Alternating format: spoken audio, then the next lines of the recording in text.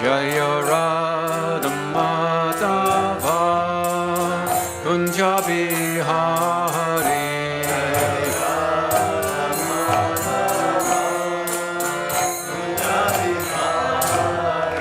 Jaya Gopi Janavalabha Girivaradhare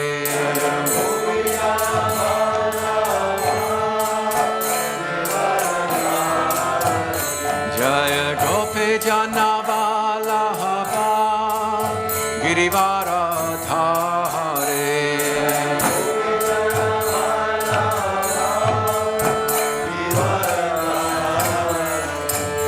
Yashoda Nandana Braja Janaranjana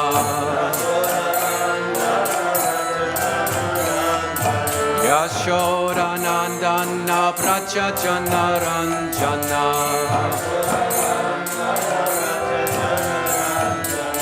Yamuna Tira Vanachari Yamuna Tira Vanachari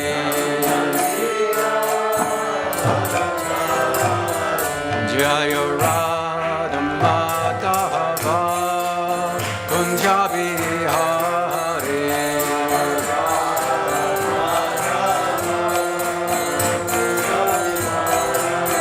Jaya Radha Madhava Kunja Bihari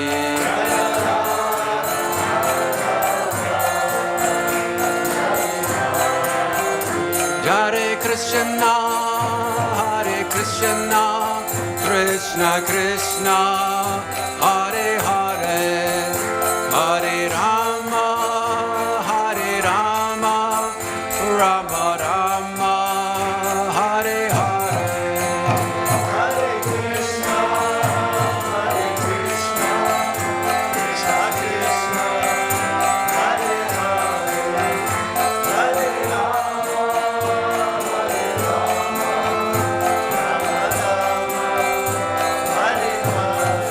Jaya Radha Gokulananda Radha Gokulananda Radhe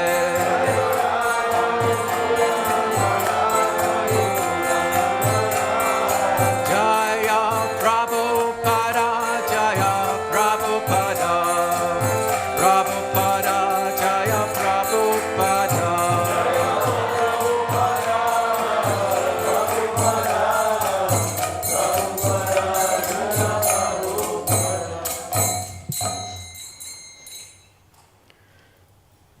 Jayam Vishnupad Paramahansa Paravarajagacharya Statara Sadashri Srimad Svangri Sabai Chanaranda Bhaktivedanta Swami Srila Prabhupada Ki Kantaraj Srimad Bhagavatam Ki Samaveta Bhaktivinoda Ki Nitai Gaur Premanandi. All glories to the assembled devotees.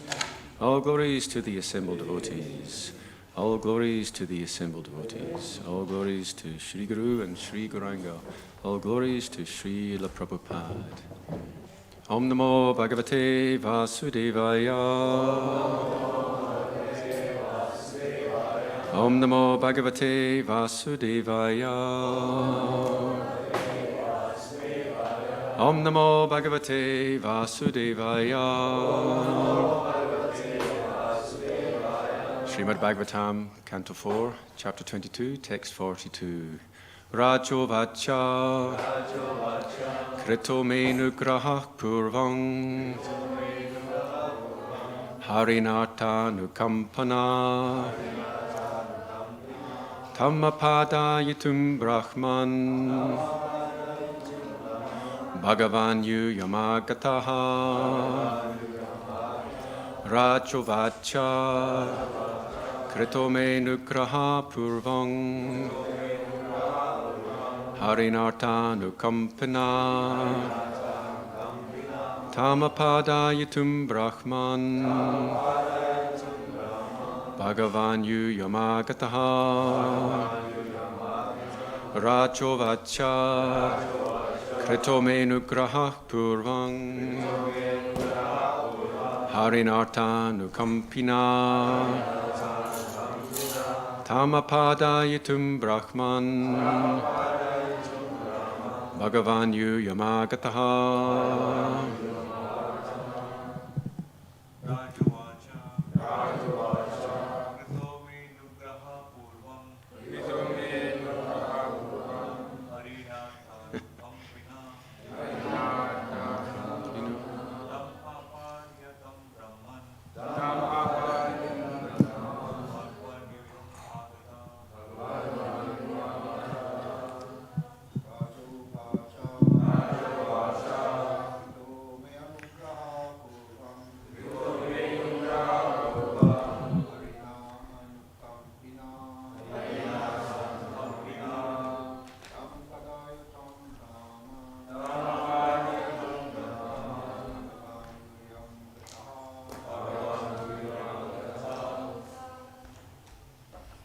Ladies?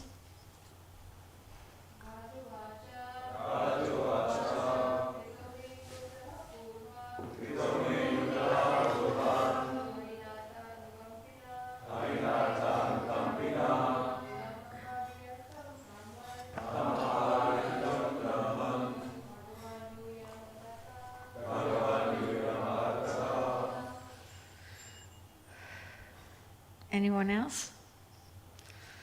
First, I'd like to just thank Govinda for chanting for me, because I have a really overused voice. So I don't think I could have managed the singing, the chanting, everything. So I asked him to help me. Thank you. So today, I believe, is the first class from Prabhupada's devotees for the special festival next weekend, which theme is Prabhupada's journey on the Jaladuta. Now, I'm sure everyone's going to be reading from the Jaladuta book, so I won't be doing that. But what I want to do is look at the backstory, if you like. Who is Prabhupada, how he ended up on the Jaladuta. And being an ex-teacher, I've even got my lesson outcomes, my learning aims. And what I hope that you'll learn today is, I'd like you to have a better understanding of who Srila Prabhupada is.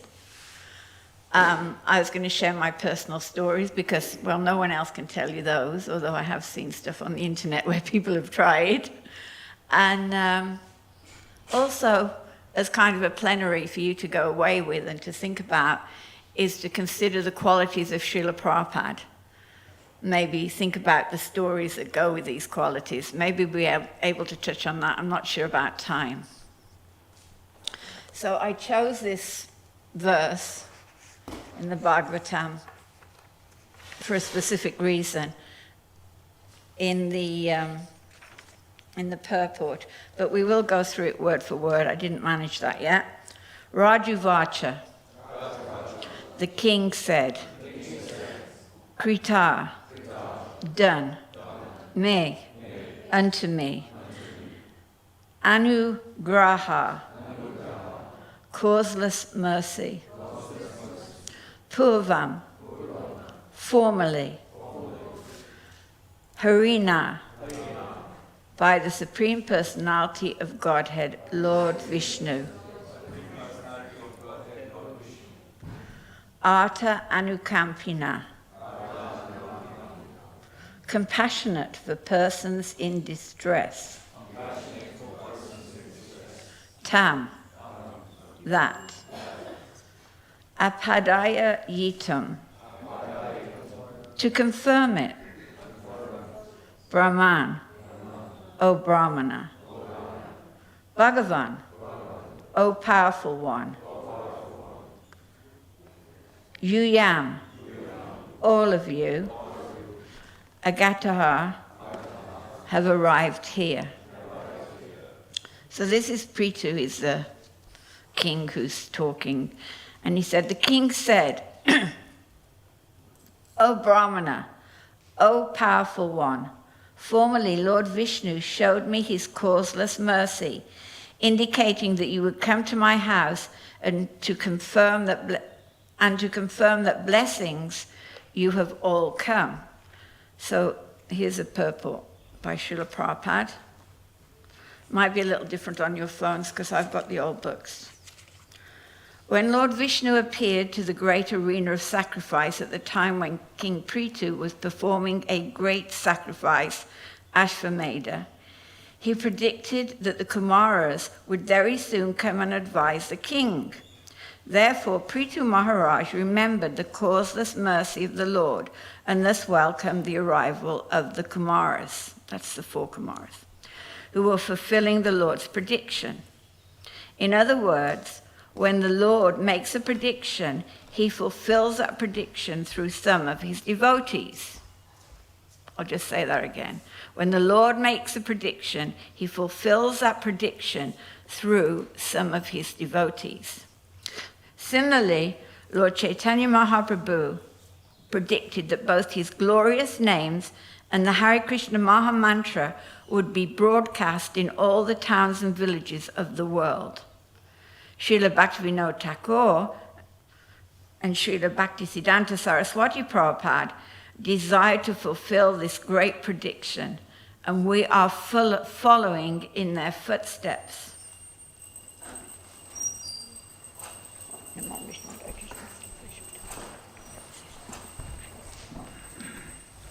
Regarding his devotees, Lord Krishna told Arjuna, "O son of Kunti, declare it boldly that my devotee will never perish."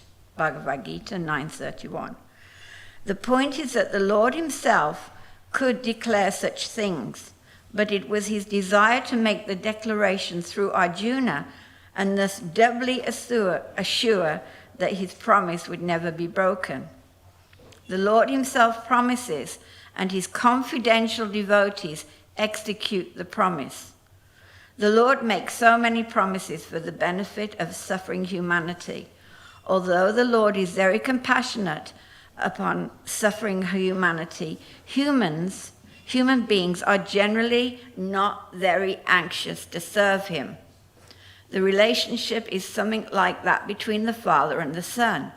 The father is always anxious for the welfare of the son, even though the son forgets or neglects the father. The word anukampina is significant. The Lord is so compassionate upon the living entities that he comes himself into this world in order to benefit fallen souls. Whenever and wherever there is a decline in religious practices, O descendant of Bharat, and a predominant rise of irreligion, at that time I descend myself. Bhagavad Gita 4:7. This is out of compassion that the Lord appears in his different forms. Lord Sri Krishna appeared on the planet out of compassion for fallen souls. Lord Buddha appeared out of compassion for the poor animals who were being killed by the demons. Lord Nrsingadev appeared out of compassion for Prahlad Maharaj. The conclusion is that the Lord is so compassionate upon the fallen souls within this material world that he comes himself, here's the interesting bit, or sends his devotees and his servants to fulfill his desire to have all the fallen souls come back home, back to Godhead. Thus Lord Sri Krishna instructed Bhagavad Gita to Arjuna for the benefit of the entire human society. Intelligent men should therefore seriously consider this Krishna-conscious movement and fully utilize the instructions of Bhagavad Gita as preached without adulteration by his pure devotees. So the point of this, why I chose this purport is that Krishna sends, he either comes himself, which was seen as Krishna, Lord Chaitanya, or he sends his devotees and his servants to fulfill his desire. So we conclude here, well, this is my conclusion. I presume most of you will agree, if not all of you, that Prabhupada was actually sent by Krishna to do this mission. It wasn't some accident that he was sent by Krishna to start this Hare Krishna movement. And of course it's in our hands now to carry it on and fulfill all the things that Prabhupada wanted. There's also more evidence, if you like, of Srila Prabhupada's mission. In the Chaitanya Bhagavat, I don't have the Sanskrit in this version, but it's Lord Chaitanya says, this Lord Chaitanya himself said, I'll probably blow this Bengali, but here goes. Prithvi payanta yata achi desi grama, sarvatra sabkara habeki mora nama. In every town and village of the world, the chanting of my name will be heard. Now, of course, Lord Chaitanya didn't leave the shores of India, but who got on the Jaladuta, sailed 12,000 miles in that terrible conditions. I don't know if you've ever been in a boat when the weather's been bad. I have. It's absolutely awful. 12,000 miles at age, well, he passed, Srila Prabhupada was 70 on the Jaladuta. So he came to fulfill this prediction of Lord Chaitanya. There's another one in the Chaitanya Mangala, Song 12, text 564, 565. Lord Chaitanya clearly states that he will be sending his leading preachers abroad, not within India, but abroad, outside of India. I'll have another go at the I think it's Bengali.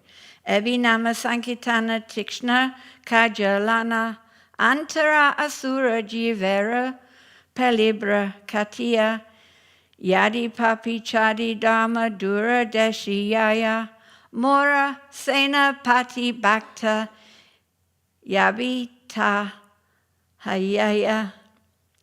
And the translation is, taking the sharp sword of the congregational chanting of the holy name, I will root out and destroy the demoniac mentality in the hearts of the conditioned souls. In some people, escape and giving up religious principles, if some people escape and giving up religious principles go to far-off countries, that's us lot, by the way, in the far-off countries, then my commander-in-chief will appear to chase them and distribute Krishna consciousness. So who's this commander-in-chief who's gone to the foreign countries to distribute Krishna consciousness? Any guesses? Any ideas? Are we all agreed on that? Great, great. So Srila Prabhupada is the Senapati Bhakta, who Lord Chaitanya has said will go to far-off countries. The commander-in-chief, he'll chase them to give them Krishna consciousness. And I think that's pretty much what Srila Prabhupada did. He had to chase us for us to become Krishna conscious. Okay, now I have another prediction here. It's on my phone.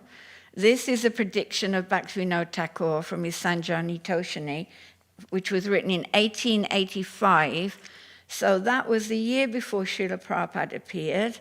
Let's hope my phone is going to do this. So this is from Bhaktivedanta Thakur. Lord Chaitanya did not advent himself to literally only a few men in India. Rather, his main objective was to emancipate all living entities of all countries throughout the entire universe and preach the eternal religion. There is no doubt that this unquestionable order will come to pass. So don't forget, this is written before Prabhupada, the year before Prabhupada's death. Very soon, the unparalleled path of Hari Nam Sankirtan will be propagated all over the world. Oh, for that day when the fortunate English, French, Russian, German, and American people will take up banners, madungas, and cartels and raise kirtan throughout their streets and towns. When will that day come? That day will witness the holy transcendental ecstasy of the Vaishnava Dharma to be the only Dharma, and all the sects and religions will flow like rivers into the ocean of Vaishnava Dharma. When will that day come? Well, I don't know whether... I personally have seen days when we've gone to villages that have never heard the Sankirtan movement before. When I did Padayatra, I'm thinking when I first did in 1990 with my husband, Parashuram, and, well, we weren't married then, but he's now my husband, kind of. In 1990 in Ireland. Now, Ireland's quite different to England. I'm on about the south of Ireland. And we went on Padayatra from Belfast to, I don't know what the route was. But we'd go into these villages, and really all there was, if you'd blink, you'd miss it. And basically there was a couple of pubs, and that was it. The houses were all out of the village in the farms. And we'd go and we'd find a park and we'd sit and chant just like Srila Prabhupada did in Tompkins Square Park.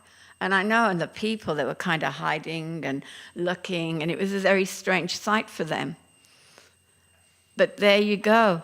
We took Harinam to places that had never been taken before. And Parashuram has some quote. I didn't get it off him, unfortunately, because he's always too busy. And it says that when you go into a new village, that Bhaktivedanta Thakur is personally with you. Like I say, I don't have the quote, but that's what I've been told. So I'm sure there's still villages, even in England, although it's pretty much well done in England. We've been very successful with our Harinams and our Padayatras and things. That there must be some place somewhere where you can still go and chant the holy name. So if anyone feels like it, go for it.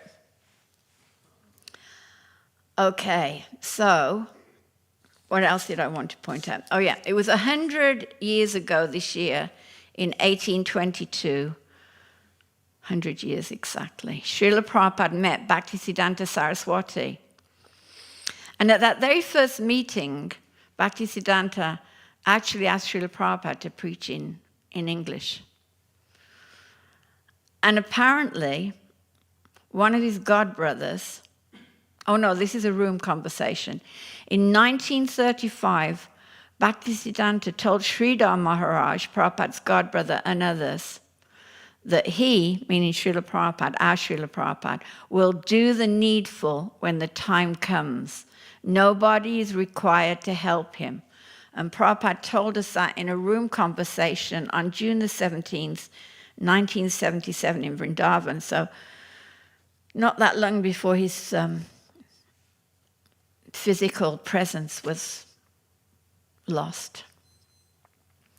Also, I read that one of Prabhupada's godbrothers, Narayanananda Das Babaji, recalled a meeting with Bhaktisiddhanta where he predicted, whilst looking out at Srila Prabhupada and making eye contact with Prabhupada, that however long in the future it may be, one of my disciples will cross the ocean. That devotee will bring back the whole world. And in one sense, look how many temples we've got, how many countries there are temples in, how many countries where there might not be temples, but Padayatra went there. So in that sense, Srila Prabhupada did bring back the whole world. Actually, Bhaktisiddhanta did send other people before Srila Prabhupada to the West. Bon Maharaj, I can't remember who went with Bon Maharaj. And they did something. There was one Western devotee was initiated. They met Hitler. I don't know how successful we can count that. And I remember in Bombay, we used to, there was this story, I don't have like a scriptural reference, but there was a story that they brought back, one of those, I don't know, we have them in England now, but I spent some of my childhood in Germany, and they had these swing chairs that at that time we didn't have in England. You know the ones in the garden and they swing? They're very common, well, they were in my childhood in Germany. And they brought Bhaktisiddhanta back one of these swing chairs, but he wasn't very impressed. He wanted devotees. And Bhaktisiddhanta said one very interesting thing that I can't remember it verbatim, but I'll give you a rough idea. He said that when we pull the cart of Jagannath in the streets of Eastbourne, because this preaching that the Gaudiya Math did was in Eastbourne, when we pull the cart of Jagannath in Eastbourne, Alanath, Gaudiyanath, and Gopinath will manifest. So we actually did this some years back. We had a Rath Yatra in Eastbourne, and honest to God, I'm like this, looking at the sky, expecting to see these deities, but I don't have that purity to see them, but I'm sure they were there. It was quite an amazing experience. We were all kind of like, wow, what's going to happen? Something really special is going to happen. Anyway, and the other thing that it's a slightly different kind of prediction, because obviously these predictions are from the scriptures. Oh, I have one from Lord Nityananda, actually. I almost forgot this. Look at Lord Nityananda himself. Where are we? Will I find the right bit? I think it's this one. This is Lord Nityananda. This is from Prabhupada's Chaitanya Charitamrita, because Prabhupada didn't actually translate this Chaitanya Bhagavat. Upon seeing the chanting and dancing of Lord Sri Chaitanya Mahaprabhu, Lord Nityananda predicted that later there would be dancing and chanting in every village. That's from Madhya Lila chapter 7, text 82.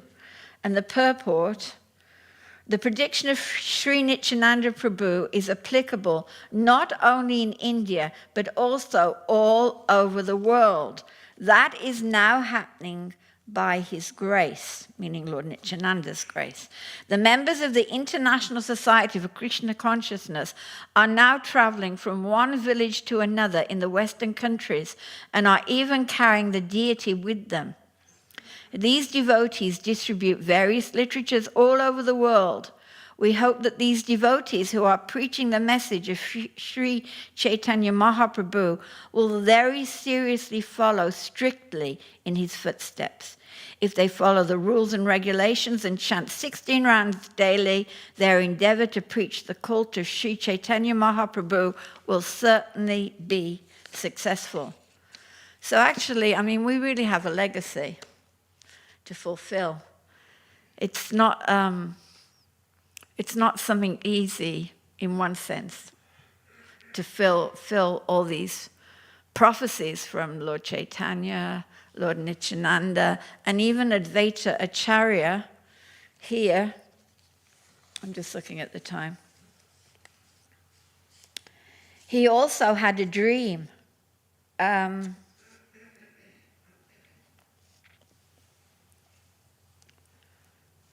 He spoke. He said, "My dear devotee brothers, I had a dream last night, which I wish to reveal to all of you. I took rest feeling very sad and dejected. I was fasting because I could not understand a text in the Bhagavad Gita.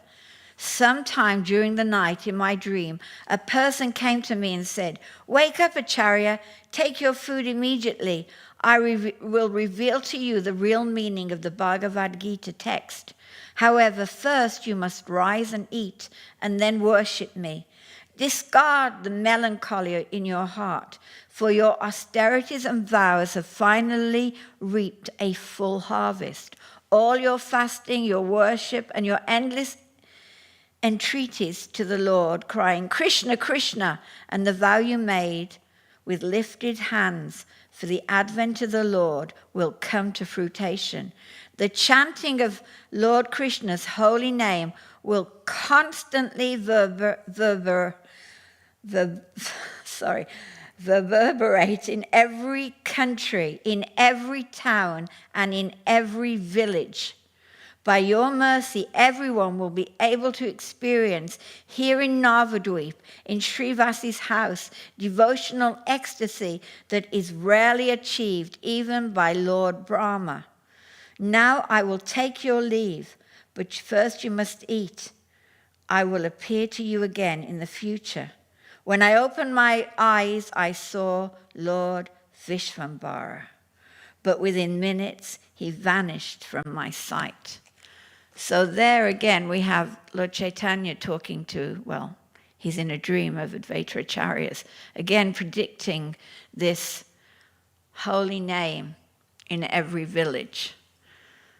And we are the lucky ones because we are sitting here in Prabhupada's temples because Prabhupada went on the Jaladuta and brought Krishna consciousness out of India. And I don't know about anyone else, but it's actually very humbling to think that we are so fortunate as to have come in contact with Srila Prabhupada and have this opportunity to make the right decisions, to dedicate our life to Krishna, and thus go back home, back to Godhead. The other thing that predicted Srila Prabhupada was actually the astrology. The astrologer at his birth, and he predicted that Srila Prabhupada, on his 70th year, would cross the ocean and open 108 temples. So hence Srila Prabhupada entered the Jaladuta Friday the 13th of August, 1965 at 9 a.m. I got that out of the book, so it's accurate. So I hope you're all feeling lucky. Are you all feeling lucky? Because we should be. We should be feeling really lucky that we have this opportunity because Krishna sent Srila Prabhupada to save us. Okay. Now, 1 minute, just get rid of this phone. I hope it doesn't go off. God. Just putting it on silent, that would be awful, wouldn't it? So, any questions at this point before I go on to the next part? Everyone's in agreement with me. Great. Love it. Okay. So I thought I'd share with you my own experiences with Srila Prabhupada, because obviously those are unique to me, and no one else can tell you, although people have tried. Honestly, I'd actually, although I met the devotees in 1969, I was still working, and I didn't meet Prabhupada until Rath Yatra 1973. Now, Rath Yatra 1973, in London, obviously, I'm English, it was a very special occurrence because Mahavishnu Maharaj, you must know him, the one with the funny hat, you know, great devotee, incredible devotee. He'd inherited a sizable amount of money from an aunt. He comes from quite a middle-class family, you know, maybe upper class, I don't know the difference. And he'd inherited a really, I can't remember the amount, but it's probably around 90 or 100,000 in today's money, but I can't remember fully. I might be getting muddled. So he was put in charge of organizing the Rath Yatra. So it was a really well-presented Rath Yatra. They put up awnings. You were there, weren't you, Jagadatri? They put up awnings in, what's the name of that square? Thank you, Trafalgar Square. And they had a magazine that was printed specifically for the Rath Yatra. So I was distributing these magazines in the crowd. You know, we always have to sell our books. It's what we do. And suddenly, I mean, without any warning, like all the hairs on my body, like they all stood on end. And I looked around, and right behind me, like a meter, like behind this chair, that distance, about here, Prabhupada was dancing. Arms raised, Swami step, you know the Swami step, one step over the other. None of this other dancing we do. Swami step, like this. And it was just actually, it wasn't that I saw him, it was I felt Prabhupada, you know, those hairs were all on end, and I looked around and Prabhupada's there and dancing, and it was quite an unrepeatable experience. It was just so unique to be that close to a pure devotee. We've just seen how Krishna himself has sent him. It was a really powerful experience. So that was my first physical experience with Srila Prabhupada. Later I went to India, and that was where the first time Srila Prabhupada spoke to me. And the ladies, we used to clean Prabhupada's rooms. In Bombay, he was living on the third English, the English counting, not the American counting, the 1, 2, third floor. It had been built on the roof of a 2-story building. And we used to clean his rooms. And what happened was, I missed time getting out of the building before Srila Prabhupada came up the stairs. So I met him on the stairs. And India's a very friendly country. It's not like England. Very friendly people. And the door to their lady's kitchen was open, so I jumped in her kitchen and paid my obeisances. I mean, you'd never dream of jumping in an someone's English kitchen, complete strangers, would you? But you can do it in India, no one minds. Amazing place, India. So I jumped into this lady's kitchen and paid my obeisances. So when I got up, Prabhupada was standing in front of me, looking down at me. And he said to me, "So, you are chanting Hare Krishna." Now, although in one sense that's a statement, that's how Prabhupada asked questions, was in statements. I don't know if you've noticed that. So I said, "Yes, Srila Prabhupada." And Prabhupada said, "Jai," which of course means victory. I was having some victory over the material nature. But when you look back on your life, which you do when you reach my age, and you think about the esoteric, the real meaning, whichever way you want to put it, I can understand that what Srila Prabhupada wanted was just for us to chant Hare Krishna. That was our victory if we were chanting Hare Krishna. So don't neglect your rounds, folks. That's our business, is to chant Hare Krishna. He also sent me some messages. I'd left, you have this idea when you're young that I thought Prabhupada could walk into his rooms in Bombay and the light would be on and everything would be ready for him. So I left the light on. So don't forget, it was only a matter of seconds, but I left the room and Prabhupada came in. So I left the light on and Prabhupada sent the message, "Don't waste electricity." It was only a few seconds. But of course, electricity costs money. And as we're learning in this country, it's becoming rarer and more expensive. So learn from Prabhupada's message to me, don't waste electricity. Sorry about these glasses. Something really wonderful happened in Bombay, actually. I used to run a school for street children.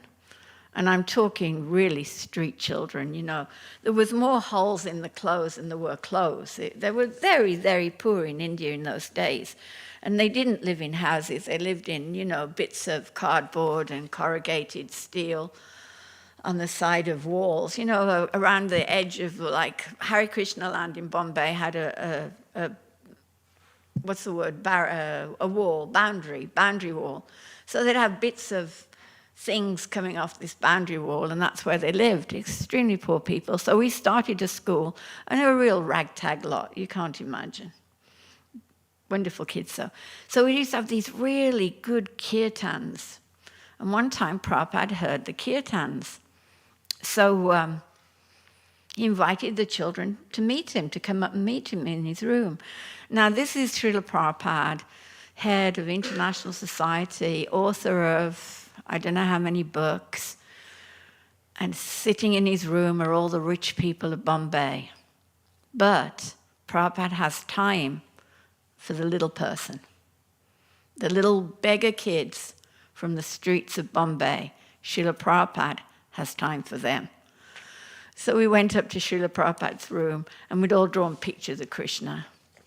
And Prabhupada, he looked at the pictures and to the kids. I mean, it was really magical because it makes you realize, like I said, when you look back on your life and you think about everything that's happened, Prabhupada wasn't seeing the bank accounts or whatever. He was seeing the soul with everyone's heart. And I think that's a really, really wonderful way to look at people. I think we'd avoid a hell of a lot of problems if we remembered the soul in everyone's heart. So, also in Bombay, I got my Brahmin initiation. I remember I was a young devotee. What did I know? I was only in my early 20s somewhere. And so we went out. Someone helped me because I was an English girl living in Bombay. Although in those days in India, white ladies were treated with so much respect because the Raj had only left 20 years earlier. So I went to collect this Guru Dakshin.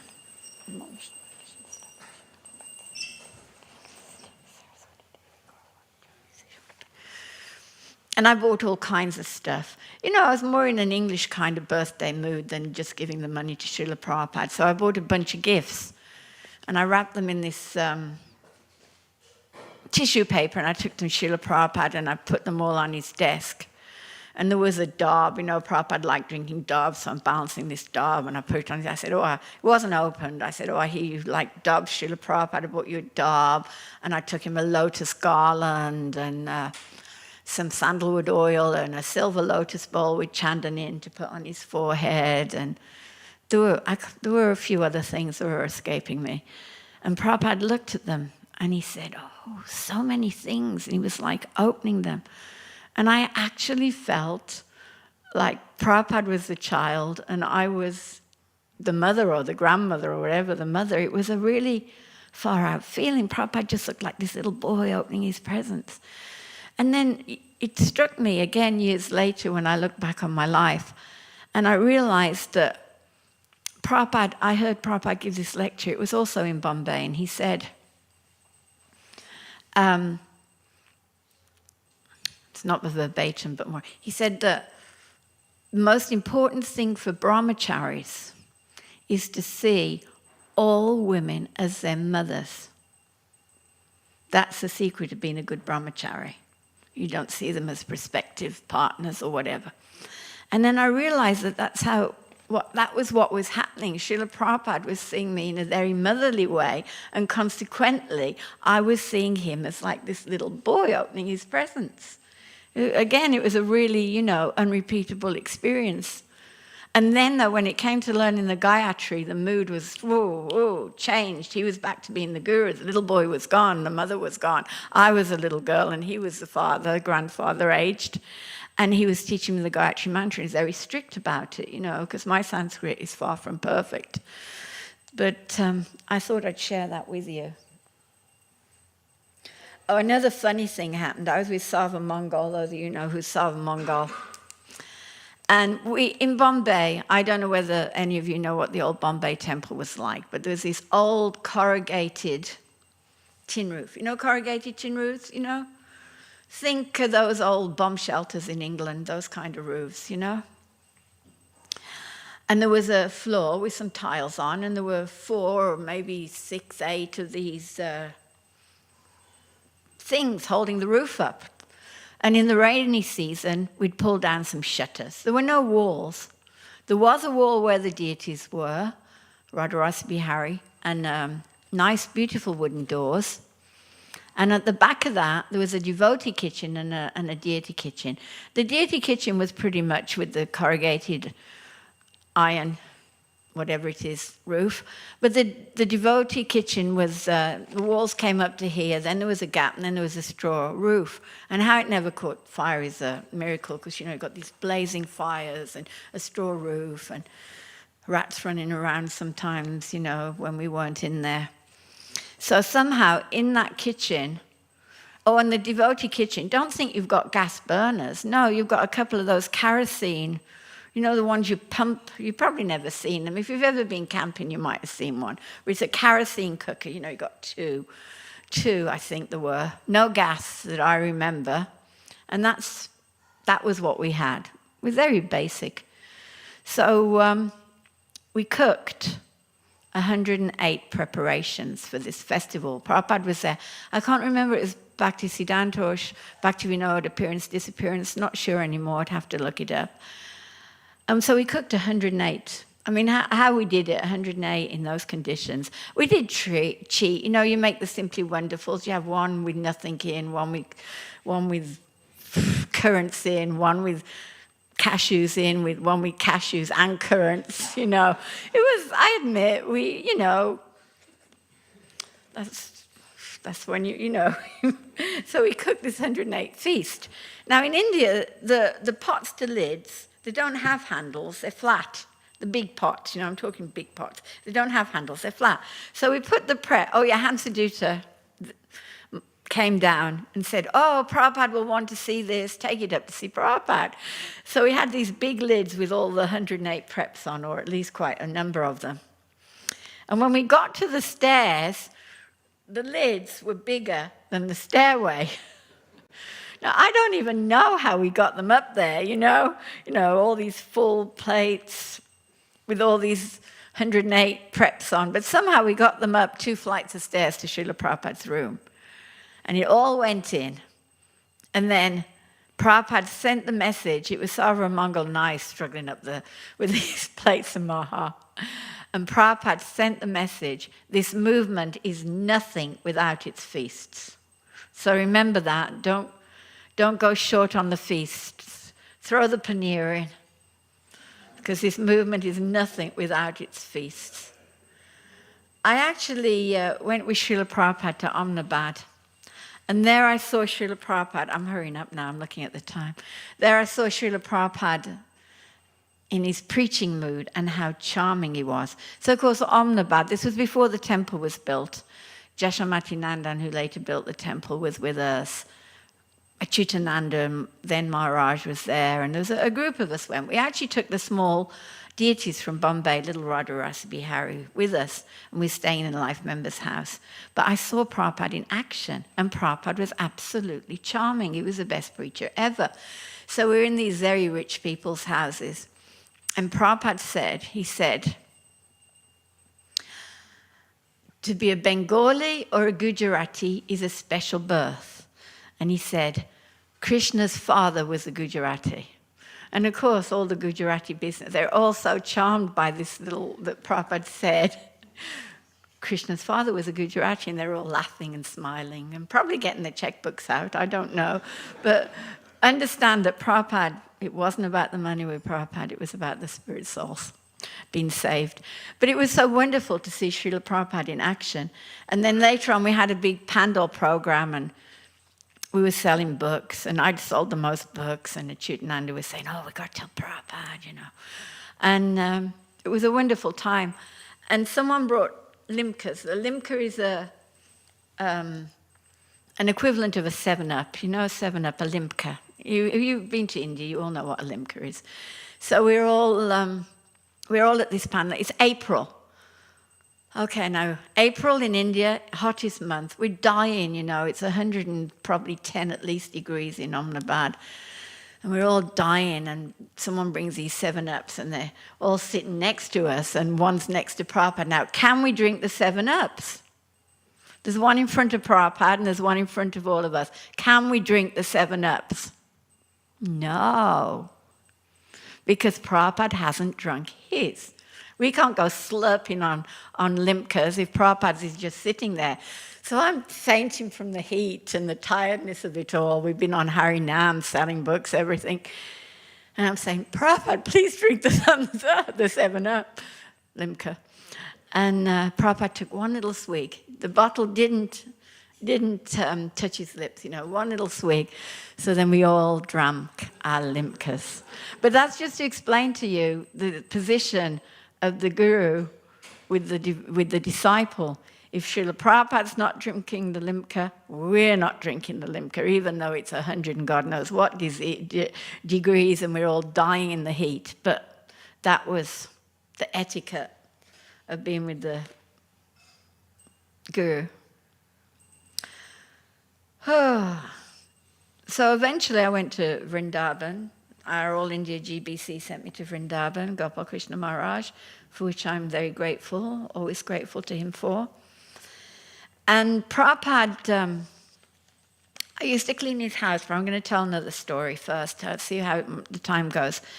So Prabhupada had noted that the deities were wearing garlands at the mali, the flower garland maker. It's called a mali in Hindi. And Prabhupada didn't want that. He wanted the ladies to make the garlands for the deities. And it turns out he knew everything about everything, really, and he knew how to keep the flowers fresh. You have to fold them in wet cloth and hang them high, and all kinds of tricks on how to keep the flowers fresh. Because don't forget that there was maybe one refrigerator in the whole of Krishna Balaram Man complex at that point. The deities had a fridge. No one else had a fridge. Austere times. No one had a fan, and if they did, the electricity didn't work. So Prabhupada said, I want the ladies to come to my room, such and such a time, such and such a date, and I'm going to teach them how to make garlands. So do you think we all went? You can be sure we did. There were people there I didn't even know were in Vrindavan, you know. It was like this whole crowd arrived at Prabhupada's house to learn deity garland making from Srila Prabhupada himself. But Prabhupada was very clever, and he was very busy as well. He'd got people in his room. And he called one of our god sisters she'd been having quite a difficult time because her husband had taken sannyas. So he sent for her. So she came down to the room where we all were, and he said, she will teach you how to make garlands. And it was like I saw how Prabhupada got everything done with one action. He got us all making the garlands, but he also helped my god sister who was not feeling well, was feeling under the weather, but he got her engaged in making these garlands. So the story is not finished there. So we all made the garlands for Krishna Balaram every morning. And then one day, in India, the garlands, the flowers, often they're small, white, with little stems. If the stems break, it's practically impossible to use the flowers. So there's all these spare flowers floating around on our garland making place. So I thought it'd be a nice idea to shower flowers on Srila Prabhupada as he passed by from the balcony. So I do it. I'm showering. They weren't using garlands, showering the flowers. I was thinking how the demigods shower flowers down on special events. So I was all happy. But you know what Srila Prabhupada said? Any guesses? I've told you before, don't waste flowers. Prabhupada was very economic. He's very aware of what went round and, you know, how money was spent, how we lived, how we behaved. Oh, boy. I'm going to have to skip some stories, but I'm going to tell, not the last time I saw Srila Prabhupada, because I was there when Srila Prabhupada left his body, but one of the last things. Prabhupada left for London. He came. Last darshan in the West was here, Radha Gokulananda. I'm presuming he went to Soho, but I'm not actually sure now I come to think about it. But Prabhupada came here in November 1977, or maybe it was the end of October, I'd have to check. But before he left, his flight was late at night. British Airways, I believe. And he left Vrindavan about midnight. It was midnight. So, of course, we're all waiting up. We're all going to wave him off. We're all on the street outside Krishna Balaram temple.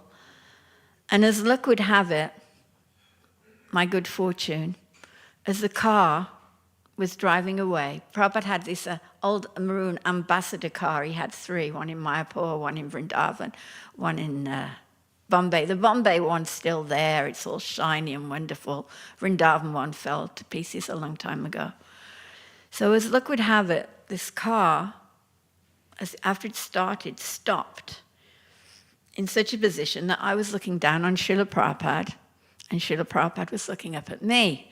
And he was lying in the back of the car, lying on some guest house mattresses. And as I looked down, somehow there was light. I don't know how there was light, but there was light. And I could see that Srila Prabhupada was reduced to just like skin on top of the bone. There was no fat. I couldn't see any muscles. It was just a layer of skin on top of the bones. And it was very near to tears type stuff, you know. It was like to see Prabhupada in that condition. But it made me realize, firstly, how determined Srila Prabhupada was to preach in the West, because he was going back to the West. There was a whole discussion, should he go on Padayatra around Govardhan Hill, should he go to the West to preach? And Prabhupada eventually took this journey to London to see his devotees. The aim was to go on to New York, but as we know, he didn't make it there. But that determination to travel with the body so worn out, I mean, my body's nowhere near that worn out, and I'm already thinking, oh my God, have I really got to do this? But it was to see that determination, but also to see how compassionate Srila Prabhupada was to us, to want to undergo a journey in such a condition where you know, the nerves would have been all hurting for sure, with no muscles and no fat. And I'm not a doctor, but I can imagine the pain. And to see Srila Prabhupada, it's a very humbling experience, because it makes you realize what you have, that you have Srila Prabhupada, or you have him if you want him. As I always say, Srila Prabhupada is as near to us as we want him to be. If we want to push him away, we can push him away. And if we want him right slap bang here next to us, that's where he's going to be. So do bear that in mind as you go through your life, that Srila Prabhupada, we all have free will. You know, I've heard devotees say, oh, not a what is it, a little grass, not a blade of grass moves without the sanction of Krishna. But don't put the blame on Krishna for your decisions. You have that free will to make your decisions. Krishna goes along with it. He's not making your decisions for you. So wherever predicaments we find ourselves in, situations, whether they're good or bad, we've pretty much put ourselves there by our karma and by our poor choices, or hopefully by our good choices. So what I would like to end, I would like you all to make good choices, continue serving Srila Prabhupada, go out on Harinam. They're all talking about Harinam in these books, this Lord Chaitanya and Nityananda. And chant and be happy, because that's what Srila Prabhupada, he wanted us to be happy. He didn't want a bunch of miserable people. He wanted us to be chant and be happy, eat prasadam. He's given us such wonderful things. So I believe the class ends at 8:30, am I right? Used to. So I will end on that note. And please, actually, I want you to add one thing.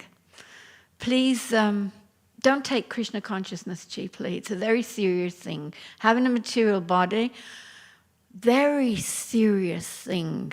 And it's not cheap to get out of this body. But Srila Prabhupada's given us a key. So let's take that key and use it. And join Prabhupada again somewhere in the Sankirtan movement, or maybe we'll go back to Godhead and whatever, but don't waste your human body. Keep serving Krishna. That's what I'd like to say. And, you know, in classes, when you're a teacher, which I was for 30 years in the Gurukul, we have what you call a plenary. And if you want to do this, obviously you might not want to, but you might like to have a look at the teachings of Lord Chaitanya, page 146. Well, in this version, who knows, there's so many versions, I can't keep up. And it explains the qualities of Krishna. I wanted to go into it, but not time. And of course, we know that every living entity has some degree of these qualities. But if you read them and you think about how Prabhupada showed that quality, it's a really nice exercise to remind you of Krishna. You know, if you read Prabhupada's biographies and then you read these qualities and you put the two together, it's a really nice way of meditating on Srila Prabhupada. So that's one thing you could do. That's your homework. I told you I was a teacher. Given homework. Of course, you don't have to do it. So, thank you, Srila Prabhupada, for entering the Jaladuta boat, traveling 12,000 miles in horrible weather, and bringing Krishna consciousness to the Western world and to all of us. Everyone who's come into contact with Krishna consciousness, whichever way it was in this Western world, it all goes back to Srila Prabhupada. Please have no misunderstanding on that one. It all goes back to Prabhupada for taking that journey. So please be grateful to Srila Prabhupada, because there's no cure for ungratefulness. All glories to Srila Prabhupada.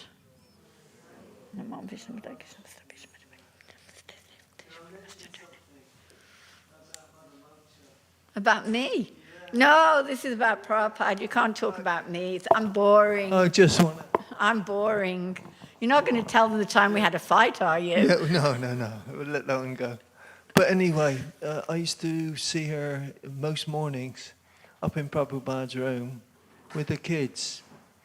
It was usually before they went to the school, and wherever that was. And she used to be there and tell them all these Krishna stories and get them doing japa and God knows what. And it was just a thing that it's just a reflection of Prabhupada, actually. That his concern for getting everybody involved in Krishna consciousness in such a way, it was like Prabhupada left something with each of the Prabhupada disciples, something very special.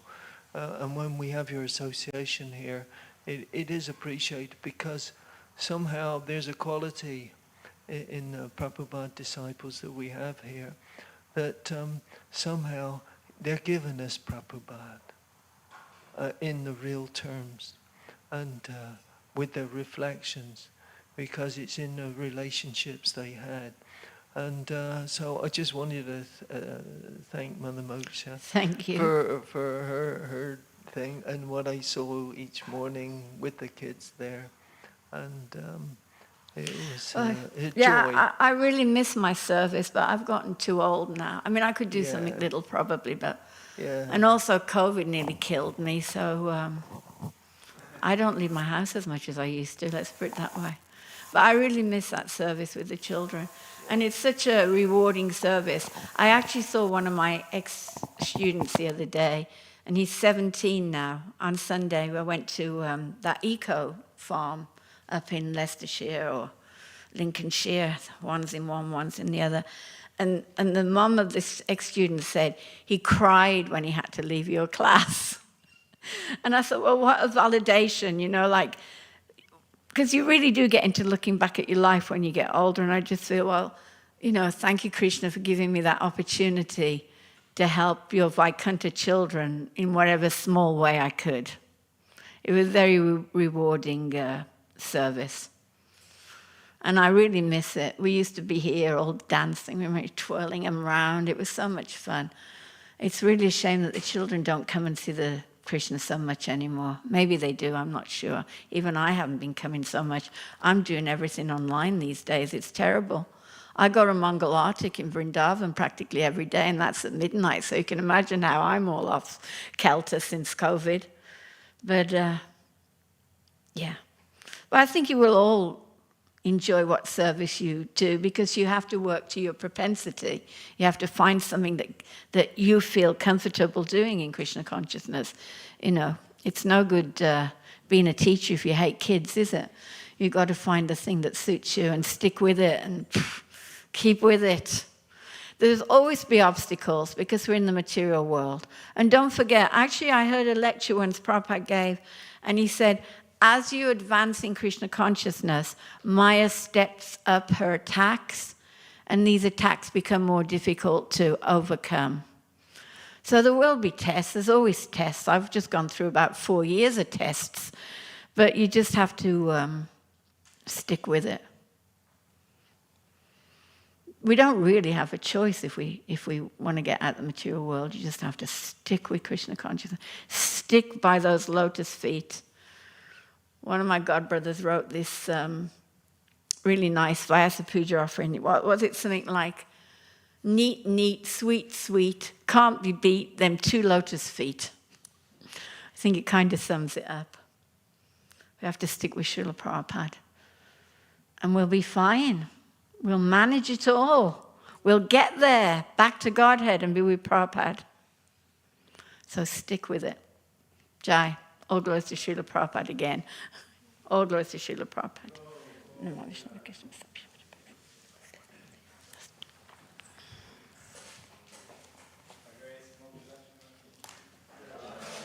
Thank you.